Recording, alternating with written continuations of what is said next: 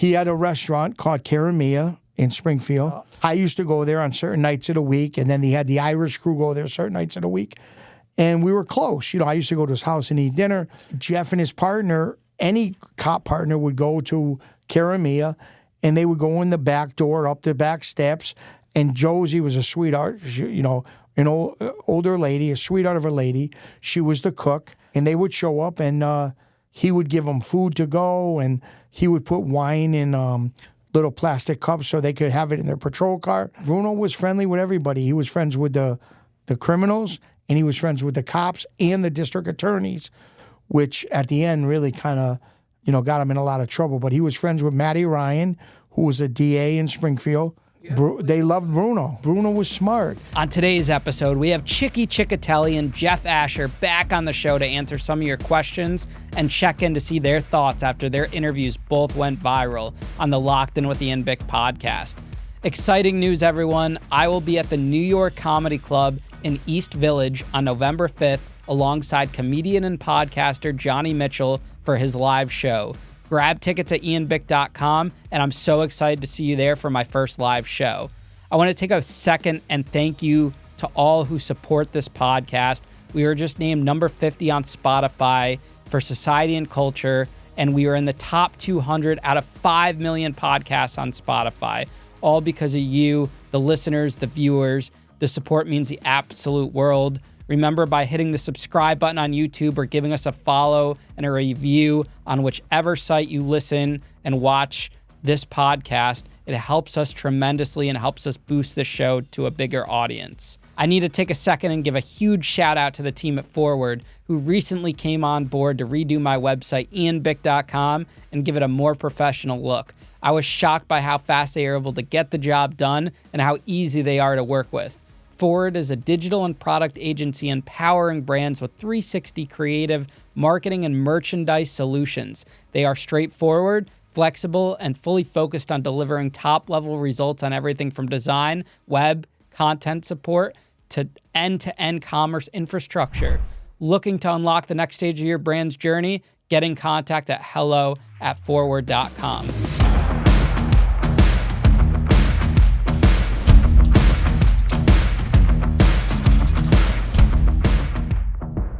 Mr. Chicky, Jeff Asher, welcome to Locked In for part 2. This is so exciting. First off, happy birthday to Chicky. Brother. Thank you, Happy Ian. birthday, I appreciate Chick. it. I think this Thank is you, Jeff. Is this like one of the first things on YouTube? A former mobster and a former cop sitting across from shit. another felon right here. Like what this is like. Back in the day, Yeah, man. back in the day, this would have been frowned upon. Has this been done before on YouTube? We might do some numbers Yeah. with Nah, this. we grew up together. I may have broken some rules and Yeah, regs we with broke the a police lot of department. rules, a lot of rules. So I brought you guys back today because, there's some follow-up questions that our audience, you two were our top performing episodes ever, hundreds of thousands of views and downloads on YouTube.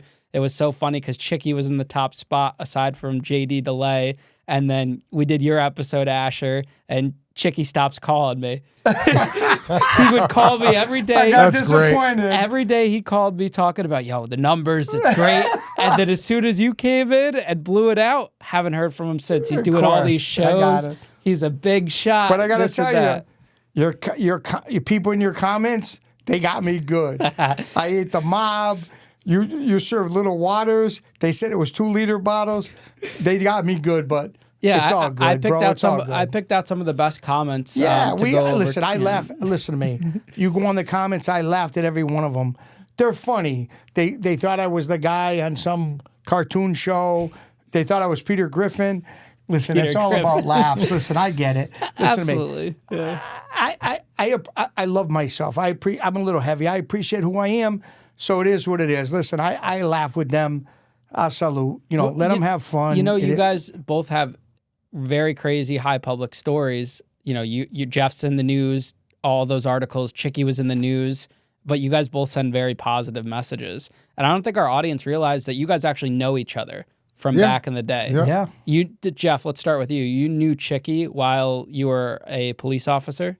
Yeah, I mean, Springfield's not a huge city. I mean, it's big. There's 250,000 people, but it's one of those, it feels smaller. Everybody seems to know each other, whether you're a cop or a gangster, firefighter, Irish, Italian. Everybody knew each other in that town. So I didn't know Chicky great growing up, but he's a couple years older than me. But I knew him from around the way, you know. You'd hear stories and, you know, that type of stuff. And my father worked downtown in the bars, so I knew Chickies down there all the time. We went to the same clubs, Pizzazz and Pogo's and some of the same nightclubs. He was always at the clubs. He loved the clubhouse music. What kind of stories would you hear of Chicky? You know, just I think the first time I really talked a lot about Chickies when I'm dating a girl in Springfield. And I end up running into him at somewhere, and we start talking, and he says, hey, did you date Jen Downs? I said, yeah. He says, well, I dated her before you. I said, oh, okay. Okay, he's making fun of me. But, you know, I knew who he was, but not. He was also in the military, too. Chicky was in the Navy, and I was in the Marine Corps, and he's a veteran. So, you know, run into him a few times, talk to him about that, but it wasn't close, but I knew who he was. So you could confirm for the audience that Chicky was actually mob associated, because some people were a little skeptical on his involvement. Chicky hung out with all those guys, believe me. Now, Chicky, when was the first time you met Jeff, and how did you guys? I knew meet? Jeff. Like I said, like he knew me through our whole adult life. I heard stories about him. I heard he was a great cop. He was solid as they come. And he would defend his partner. If there was a problem with the partners, he would jump in. He would do what he had to do. That's what I always heard about him. So from afar, I'm not going to lie to you. Back then, I'm not going to lie to you. I didn't respect cops. I didn't respect FBI agents. I didn't respect state troopers. But I always heard about Jeff. Listen, one thing about Jeff, he was a solid cop. Like, in other words, if a cop was in trouble, he had him. So secretly, in the back of my mind, I had a respect for him. I'm like, yeah, he's like one of us, but he's defending his own, which I did respect that. And it was funny because it came up, we dated the same girl, you know. And my first love, who broke my heart, I'm not going to lie, it was funny. 3 years later after I broke up, you know, I went in the Navy, and she couldn't, you know, be with somebody that, I was stationed at Pearl Harbor, Honolulu. So there was a ton of girls in Honolulu. And she's like, I can't do this. I know you're dating girls. And back then, you know, unfortunately, I was a thinner guy. I was pretty good looking. Laughing now. But I was pretty good looking. I'm a little heavy now, but I was good looking. And then there was a guy, you know, not really a friend, but kind of a semi-friend of mine that we were at a party. And when I came home from the Navy, she had a party for me to come back. And she was cooking in her kitchen, and I just happened to walk in the kitchen, and I seen this young kid talking to her. And then later on that night, I said to her, if there's anybody of all my friends, if there's anybody going to try to pick you up when I'm gone, it's going to be him. And she's like, you're crazy. Meanwhile, fast forward 6 months later, 100% what I said was true. I called home. And my sister says to me, you know, your girl Jen hangs out here all the time. I go, yeah, she's a sweetheart of a girl.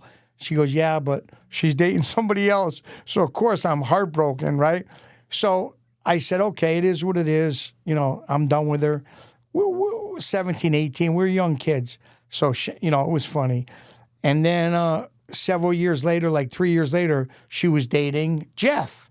And I'm like, God bless him, whatever. And he'll tell you she had mentioned me to him because I used to wear the Sergio Tacchini sweatsuits. And she was a nice girl. She just, listen, I was a young guy. She was a young girl. It don't work out when you go in the military, like he knows. Same thing happened to him when he went in the Marines. I got a Dear John letter, actually. Yeah. Right. I was dating this girl. I was going to community college, and I was dating this girl. And we got called up to go to Desert Storm. So you've got to go like 6 months down the Carolinas and train. You know, they're talking about the gas exposure and all the stuff you're going to be exposed to, the firing range. And while I'm there, they give us time off before Christmas. You're not supposed to fly home. Of course, everybody flew home. We all flew up to Hartford and went home. And I catch her with another guy. Oh, man. So I leave the house. Obviously, I'm upset. I get back on the plane and fly down. The next day, they do mail call. And I got the Dear John letter. So she'd already written the letter. I went home to surprise her, and I ended up being the one surprised. Wow. You know? Yeah. Isn't it crazy how life brings you down a a strange path. I mean, do Yeah. you guys ever thought 10, 15 years ago you'd be sitting here right now? 100%. Like, not. it's just 100% not. the whole concept of sharing stories on YouTube and stuff. No, I love it.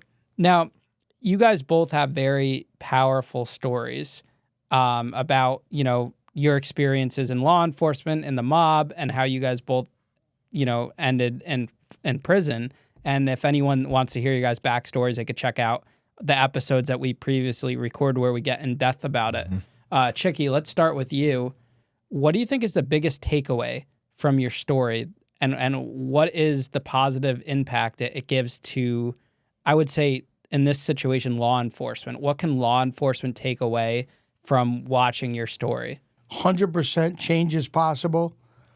You don't have to be a cooperator to change. You don't have to face 30 years in prison to change. From my experience only, you could check all the podcasts I ever did. I never portrayed myself as a tough guy. I never was. I've been a gentleman from day one. But my friends will tell you, I've got many calls, Chicky, come with us, blah, blah, blah, blah. I never said, I'm a bookmaker, I don't do that. And I said this in many interviews. And it is what it is. It's like, I've been there for them their whole life. You know, they know that. They'll say it. And the bottom line is change is possible without being a cooperator for the government, without, you know, being this big shot guy who comes on and says, I killed 6 people. Same guy, I killed 8 people. I killed 14. Come on. Bro, did you kill 3? Did you kill 4 or 14? You know what you killed. So Sammy the Bull, I'm going to bring him up. I'm sorry. He's got a huge podcast, Michael Francis. They got a huge podcast, Dominic Sacali. I can go on and on and on. I want to say now on this podcast, Joey Merlino, okay? He's doing a podcast out of Philadelphia in Florida. The guy's a legitimate, real guy. Never ratted ever, did jail time, a solid guy. And he's coming out exposing these rats, and they don't like it. They want to fight back. They want to say, oh, this guy's no good, this, that, that. Guy's a legend in Philadelphia. He's a legend. And we talk on social media. The guy's a gentleman. And it's just that my point today, and I'm coming on, and I'm not going to lie to you, I read a lot of the comments when we did our show, and people just don't want to realize, okay, you want to abuse me, I'm a little heavy, abuse me. I got no problem with that. But the bottom line is, if you watch any of my interviews, it's never about this guy did this, that guy did that. I would never, any active guys, I don't talk about anything I'm not comfortable with. I say allegedly. You'll see that. And it is what it is. It's just that there's real guys out there now. It's a new way, a new day. There's real guys out there, Ian, that are exposing these rats. And that's what they are. They're rats.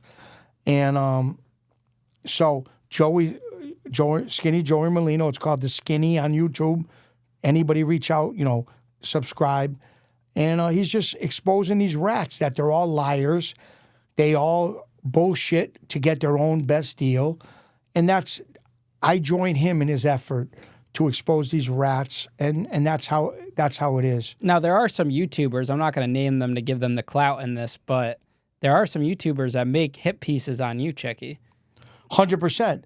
But if you notice, all the YouTubers that talk shit about me, they got 5,000 subscribers or under, okay?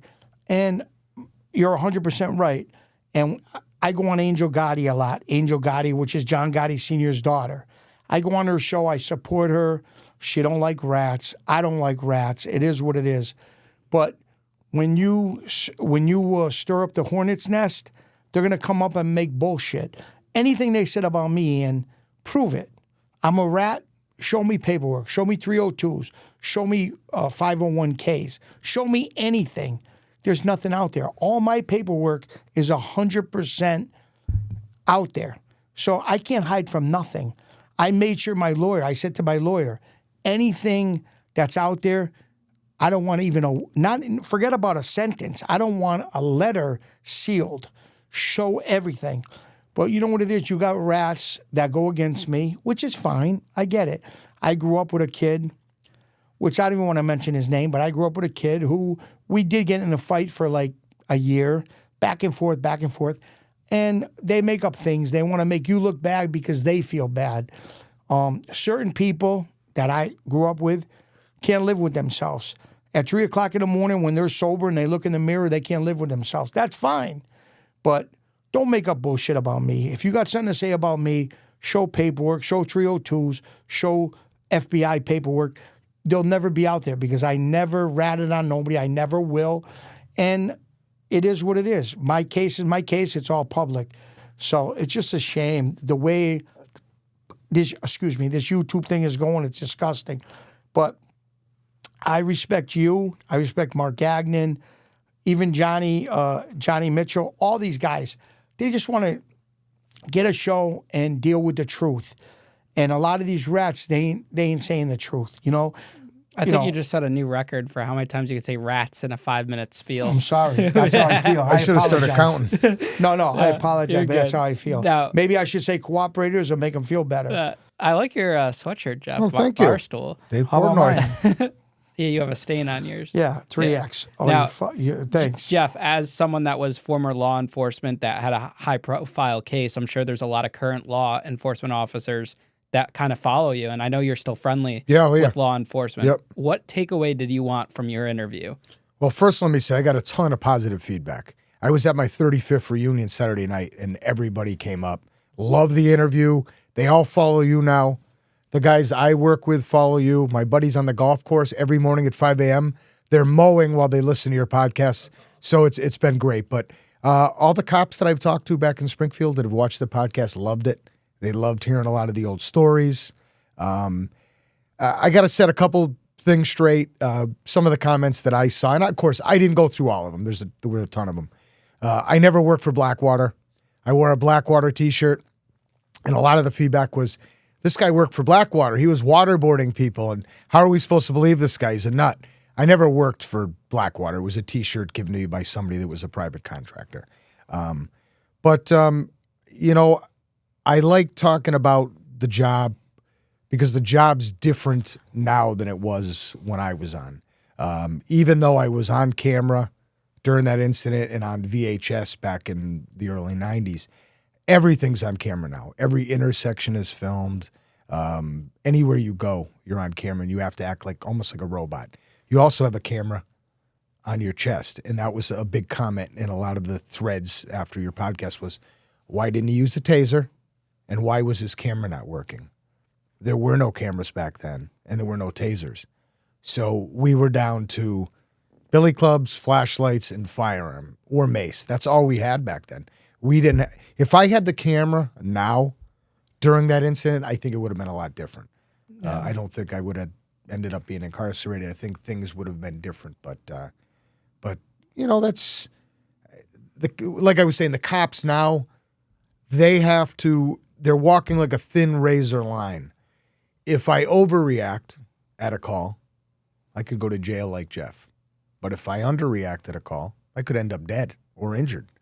So it was good to come on, tell my story, and hopefully some of the younger cops pick up on what happened with me, and they're able to make changes and do things differently. I appreciate you getting your friends to watch it. They're all. My son is a huge fan of yours, Michael. Absolutely loves it. Something that's great about the show is that we remain neutral, like in every interview. And that's just like, we're not, anti-cop. Yeah. We're not pro-criminal. Like it's a safe spot for people to come and share their story. Yep.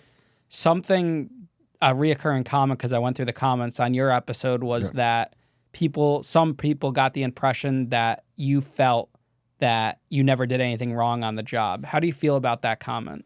You know what's funny is I did, obviously as a cop, I've made mistakes. I'm not going to say that I didn't make any mistakes. And you're talking about 18 years.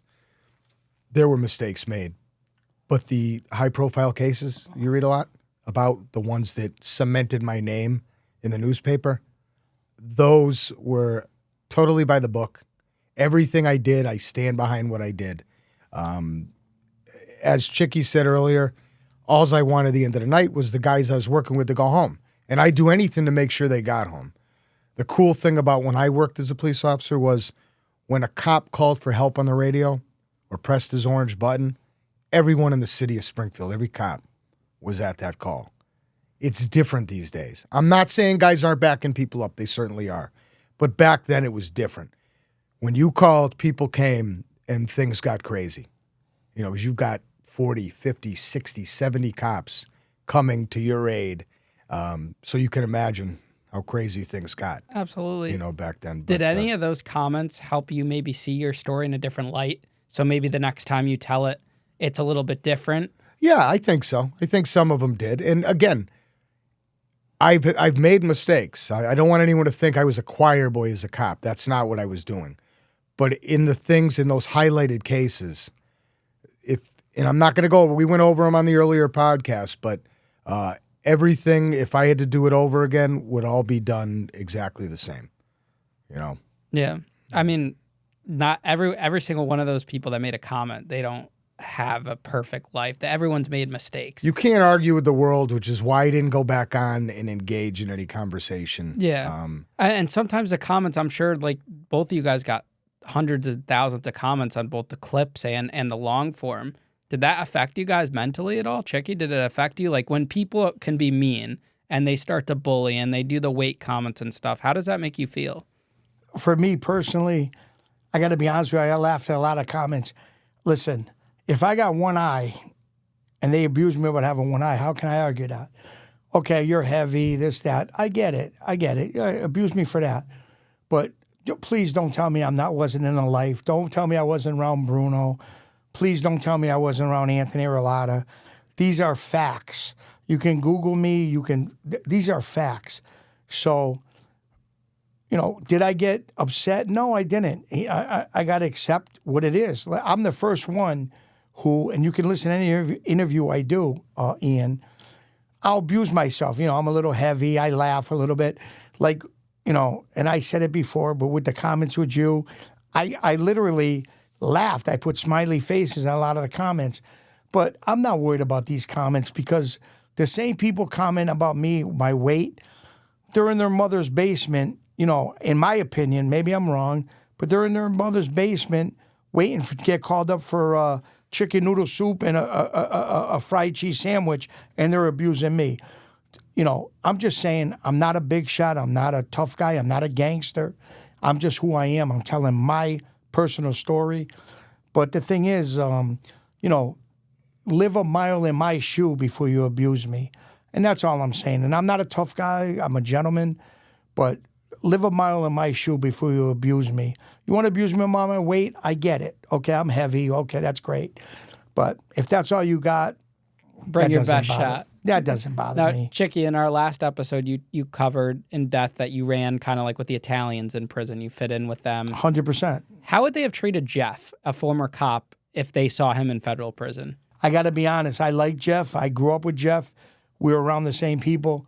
But a cop, like if he said, I'm a cop, they would have shunned him. Not because of him as a man. And if I knew him, I would have said, no, this guy's different. Because I'm not going to bring up the guy's name. He's a good friend of mine. But I was in the USP Canaan. And about 8 months after I was there, a cop, an ex-cop from Springfield, came in to Canaan. Okay? He had to serve like a year and a half. I won't even mention his name. But him and his brother were good guys. They were around us. He was a cop. And I won't say his name, but I'm the one that went on record in the jail and said, listen, this kid's coming in the next 30 days. And he's a good kid. I know he's got a title. If you look him up, it's going to say he's a cop, but he's a good dude. Listen, he helped us. He's got his own problems, but he's a good dude. And I left. He came in about, actually, to be honest with you, I left on, I don't remember what day it was, but he only came in like a day or two after me. And they were waiting for him, and they embraced him with open arms because of what I said. And if they looked him up, he was an ex-cop. But the kid was a gentleman. His brother was a gentleman. His brother-in-law was a gentleman. We were all friends. So I said, I know it's going to say a cop, but the kid's a gentleman. He's stand up as they come. And they embraced him like a brother. And that's the truth. I don't want to mention his name because he's still out there. He's a good kid. But he was a Springfield cop that went to my prison. And, it is what it is. I set him up, and everything was great. I'm sure it depends on the charges, though, too. Yeah. No. Yeah, no. He had fraud or whatever he had. He wasn't a cop no more. They fired him. But I said, listen, this kid's a good kid. His brother's a good kid. His brother-in-law is my good friend. And it is what it is. But I'm just saying the kid's a good kid. I don't want to mention his name. But, he was a cop, but he's seen things maybe a cop shouldn't have seen. And he didn't say nothing. And they sent him to jail for that, which to me, in my heart, is honorable. That's honorable. What about on the street? How would the mob treat police officers? Well, that's a great thing you bring it up. Bruno was my guy. Big Al Bruno was my guy. My guy. He was a good guy. And to make a long story short, Jeff knew Bruno, and he had a restaurant called Caramia in Springfield. And I used to go there on certain nights of the week, and then they had the Irish crew go there certain nights of the week. And we were close. I used to go to his house and eat dinner. But Jeff, when he was on patrol, and when I get done, Jeff will explain. But Jeff and his partner, any cop partner, would go to Caramia, and they would go in the back door, up the back steps. And Josie was a sweetheart, an older lady, a sweetheart of a lady. She was the cook, and Bruno was there. And they would show up, and he would give them food to go, and he would put wine in little plastic cups so they could have it in their patrol car. And Jeff can explain that more, but Bruno was friendly with everybody. He was friends with the criminals, and he was friends with the cops and the district attorneys, which at the end really kind of, got him in a lot of trouble. But he was friends with Matty Ryan, who was a DA in Springfield, huge DA. And you have to play both sides. Bruno. It's political, in a way. Listen to me. He used to play racquetball with him, and I would be in the YMCA and watch him and the district attorney, Matty Ryan, play racquetball. And I'd say to myself, what's going on? This is crazy. But Bruno was smart. For like 15 years, Matty Ryan had cases against us, not so much me, but my friends and other people, where they would get in trouble for assault and batteries, baseball bats, dangerous weapons. They would beat the case. It would get dropped. So it just made sense to me. This is the right thing. Bruno's doing it the right way. He makes friends with district attorneys, with lawyers, with cops, and it helped him in the end. And at the end of the day, it went against him because people used it against him to murder him. And it's too bad because when they say Bruno was a rat, and Bruno was a stool pigeon, and Bruno talked to FBI agents, it's all bullshit. The guy was a good guy. He didn't do that. This is other people saying that to try to diminish what they did to him and did to other people that he put in jail for life.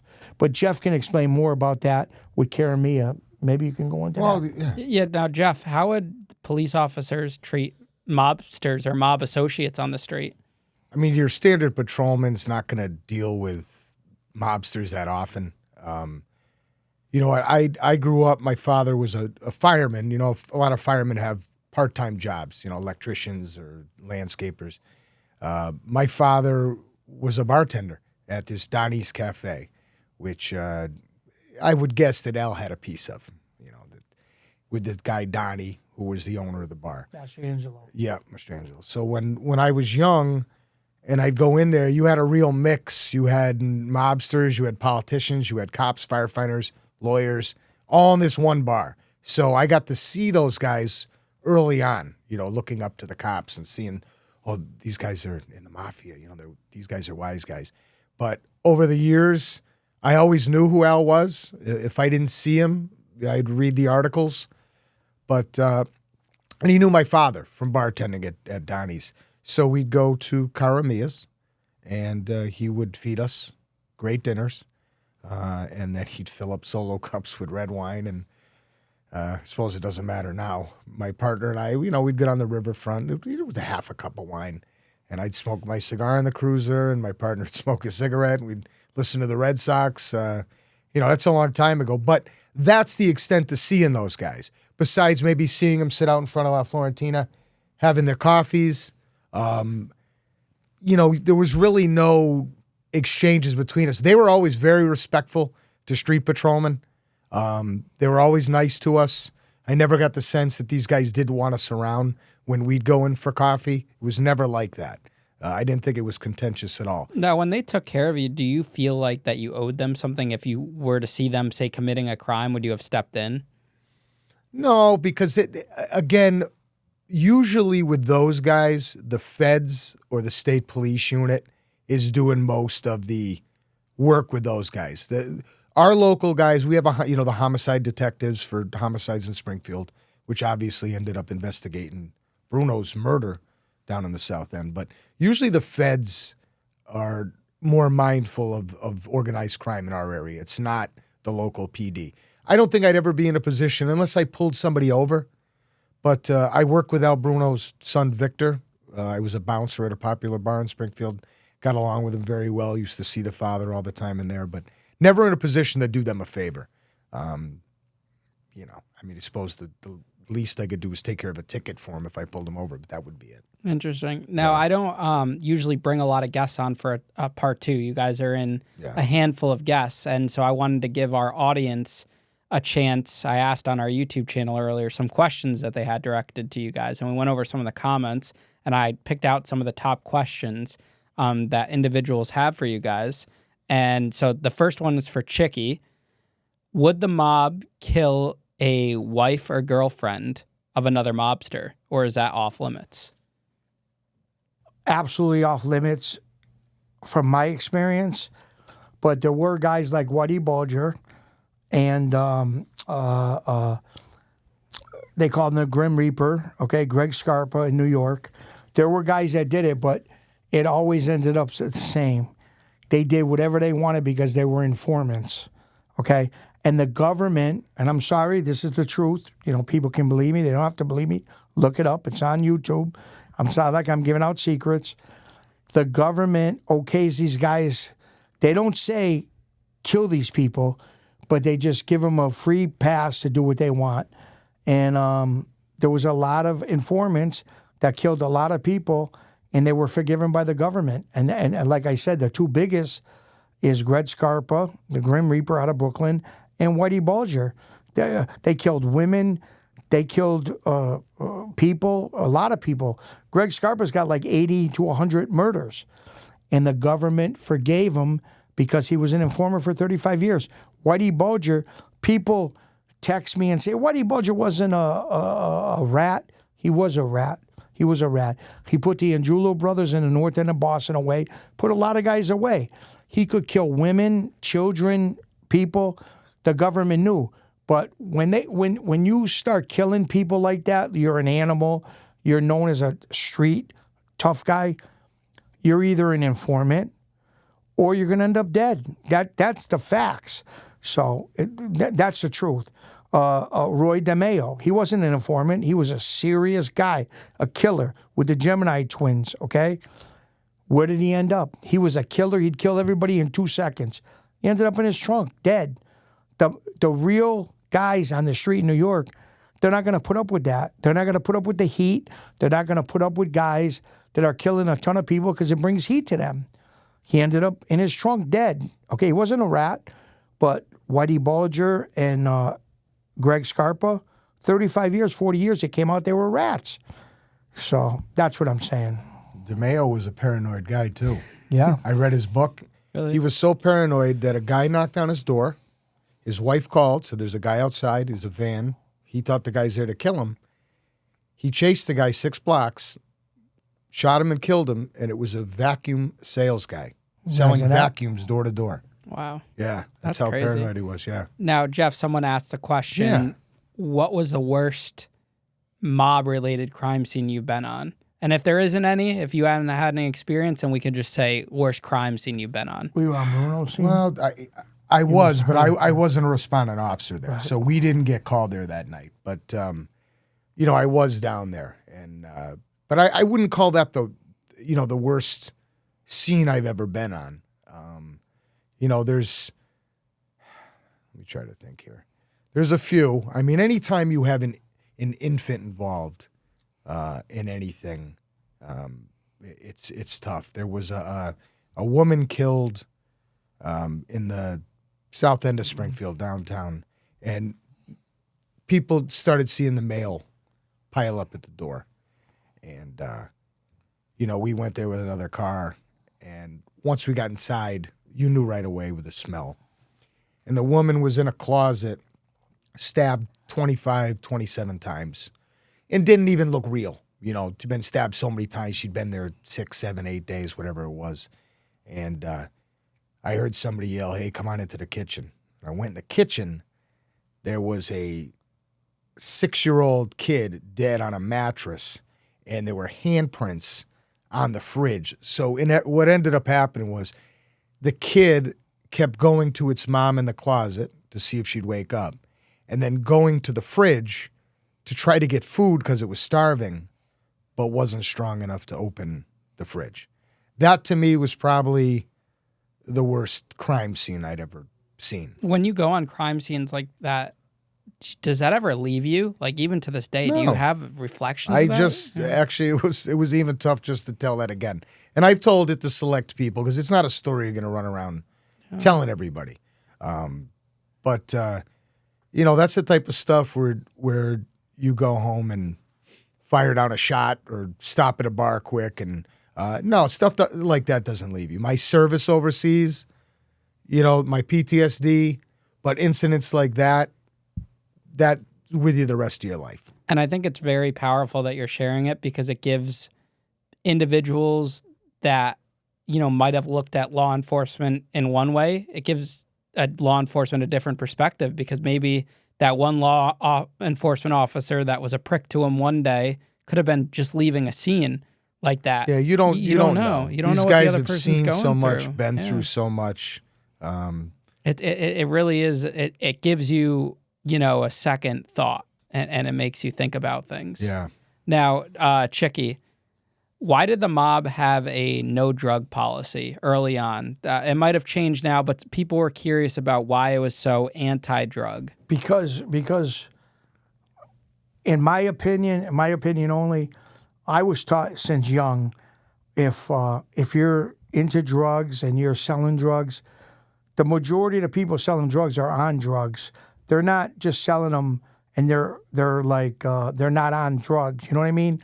So they weren't trusted. It was like from what I heard from real guys through my whole life, that's why I never dealt drugs, was like, listen, you're dealing with a different kind of person.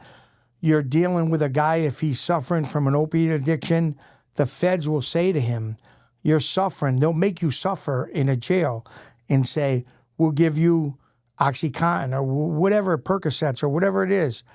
And they can make you flip. So that's what was the thing. They were weak.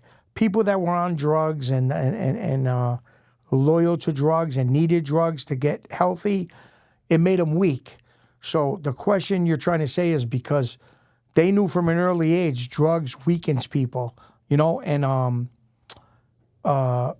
that's basically what it is. You know what I mean? They just knew from an early age. If you're in a cell, the feds will do anything in their power to make you flip. So they'll maybe make you a week, in a cell. And if you're a drug addict, you're defecating yourself and you're sick. And they'll say, we can make this all better. Just tell us what you know. And, under that condition, a lot of people would open up. So that's why, in my opinion, they didn't like that. You know what I'm saying? They knew it was weak. That's what I think. And it's pretty accurate, but it's only what I think. Jeff, now, why is it so hard for the good officers to speak out against the bad officers when doing something wrong against, a civilian? Actually, I'll get into it, but I'll just say that from Chicky's standpoint, you would think you're being a rat, maybe, if you're going to tell on other cops. But it depends what they're doing, too. I've seen cops drink on duty. I've seen cops use drugs on duty. Not a high percentage. A guy here, a guy there. Most of the people I work with were great cops. But, you'd see people using drugs. I think when it started getting into money, people taking money. There was a cop that I worked with years ago, was an older guy. And every time I would see him tow a car or we had an accident, I'd see him take the change out of the cup holders and the ashtrays. And I'm just, after a while, I'm just like, are you freaking kidding me? I pulled the guy aside. I'm like, what are you doing? I'm here with you. If they look this up, I'm assisting you here. What are you taking change for?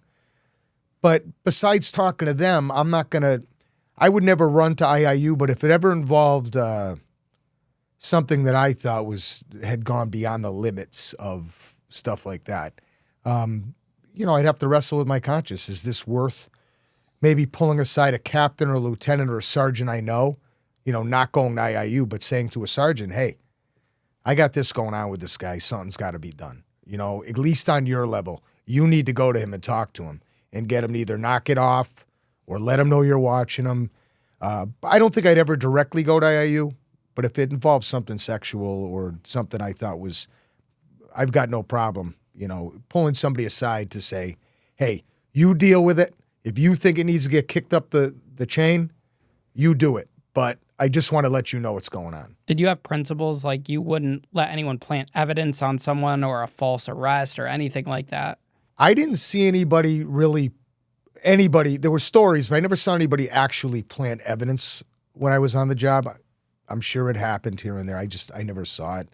But, I had one guy, and he was a really good kid, and he was going through a drug problem, and there was a lot going on with him, and they kind of stuck him in an area of the city where it was good for him to be. It was quiet. You don't get a lot of calls, and it was a domestic. And when we went there, the woman was beat up.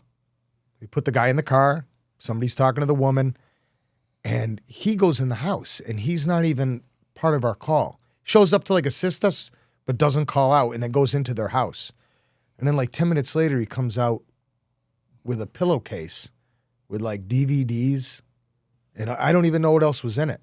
And I looked at the other guy I'm with, and I said, it's his call now. Take the guy out of the cruiser, put him in his car, and we're out of here. Because I didn't want to be connected to it. And the guy's watching him do it. He's watching him come out. Now, I don't know if he ever complained or anything, but that's the type of stuff that goes on. Not a lot, but you'll see it happen. It happens. Yeah, it happens. I mean, I always say that there are bad officers, but there are also, the majority of them are good. I could tell you, I've never dealt, in all the time I was on the job, never dealt with a cop that stood in the garage or after roll call and said, I'm going to go out tonight and I'm going to pound somebody out. I'm angry tonight. I got in an argument with my wife. I'm going to go kill somebody tonight. I'm putting a hurting on somebody. I never saw that. I saw guys that were angry guys that when they felt they were being called out or, would react in a way that was, way over the top. But I never saw anybody intentionally say, tonight's the night I go out and look to kick somebody's ass. Did you see that, the breaking news about the female cop that got railed by the whole department? Oh, yeah. Does that happen?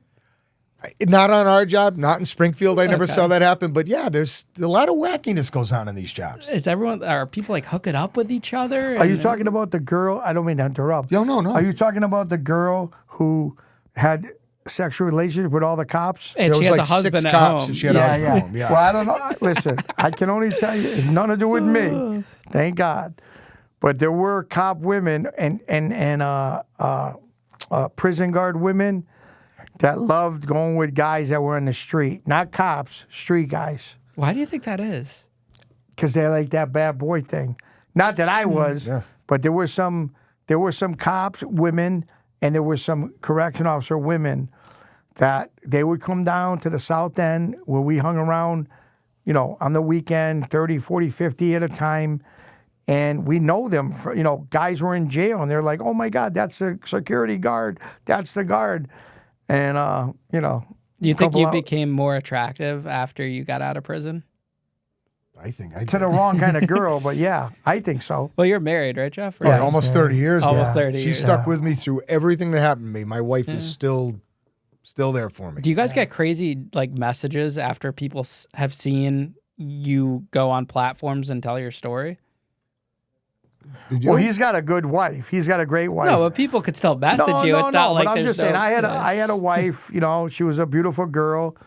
And when the getting was good, she loved it. But then when I went to jail and things were bad, They slapped those cuffs on see you Mr. later. Chicky. But that's okay.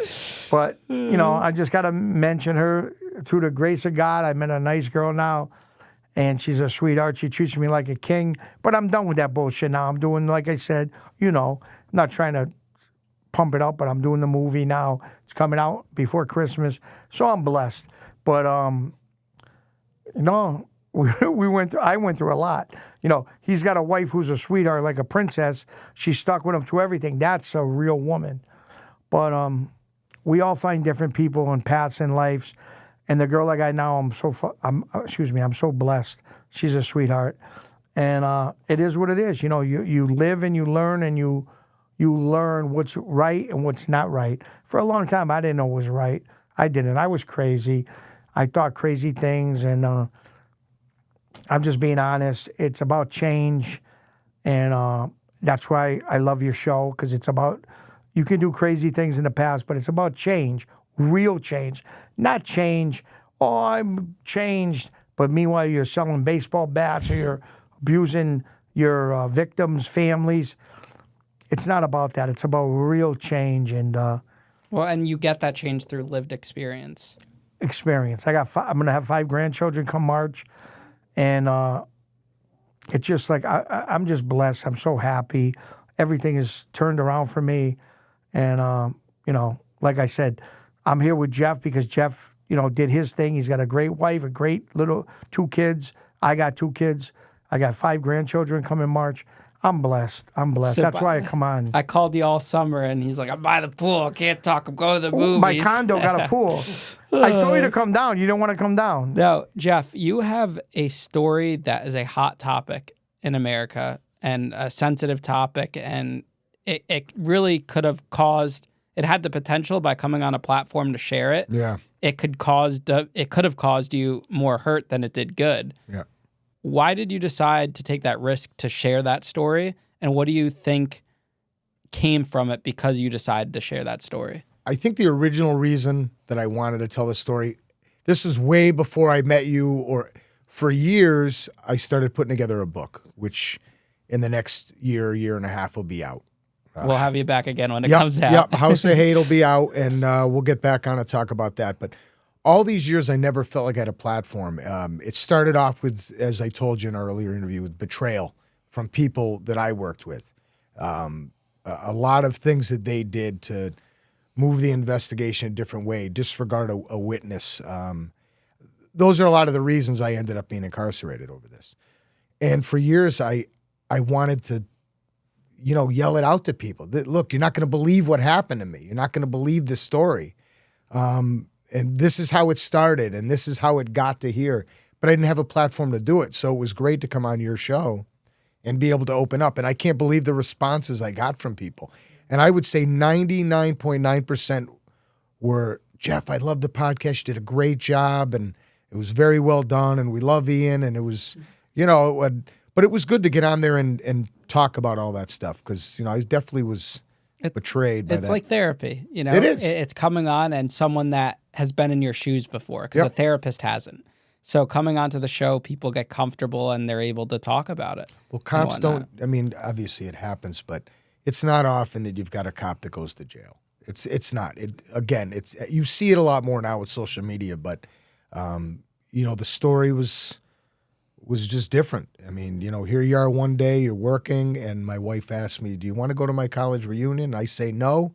I'm going to make some extra money on overtime. Oh, wow. And then that incident happens, and it changes our whole Do you ever life. think about that? Of course. Do you say, if I just went to that reunion, Every my life time would I be pass different? a cop working a flagman job on the road, I think I should still be out here. But I'm actually in the time frame now where I would have retired in the last probably 6 months. Yeah. I'd have already been done. Well, listen, Jeff, Chicky, I really appreciate you guys coming back here, doing part 2. This was great. Mr. Chicky, we're going to grab some food for your birthday, man. Get you some My birthday today. Don't worry. How old are you now, Chicky? You're going to go for some money. Don't worry. No. How old are you now? But, should I say 56? You're I'm 56? Yeah, You 1967. look I good look for good, 56, right? Chicky. Yeah, he does. No, but I'm glad I met you guys. You know, I met You're a Chicky, and then I gentleman. met Yeah. Jeff after gentleman. Chicky, No, right? it's been an absolute Yeah. pleasure, Ian. You're doing a great job here, hearing some of these stories. These you guys are. making You're doing a epic great comebacks and Thank you guys. opening up with you, and it's been He great. has different stories than me on the comments. Please, this is to your viewers. Help me out a little bit. I'm a little heavy, but don't torture me. They said I ate the mob. But listen, I'm the first one to laugh at myself, but I've been through a lot. Help me out. Chicky, you know, I made a TikTok saying what I ate in prison. It was you as the main thumbnail or whatever. That Yeah, did, but I did really ate millions that. of views. I got a picture on my I know, Instagram. but they were like, "There's no way this guy was just eating two." I lost 150 pounds in a year. There's pictures on my Instagram. Look it up. Why isn't there a book out there with commissary menus? I listen. thought about that the No, entire they're time. not. Larry Somebody Lawton did just it. Larry Somebody Lawton did it. just Okay. dropped one. Yeah, A big he came shot out did with it. one. Some big rapper did it. Well, Larry Lawton just Yeah, dropped one. and a too. lot of people did it. It's I a didn't hot know. thing. Yeah. But, just for this show, please, everyone, give me a good comment. Because, Absolutely. like him, he said it didn't bother him. I was ready to jump off the Connecticut South End Bridge. All right, guys. Thanks for coming on the show. Yeah, you got Wish it, Ian. the Thanks best. again, man. I appreciate it. Appreciate Thank it. you, bro.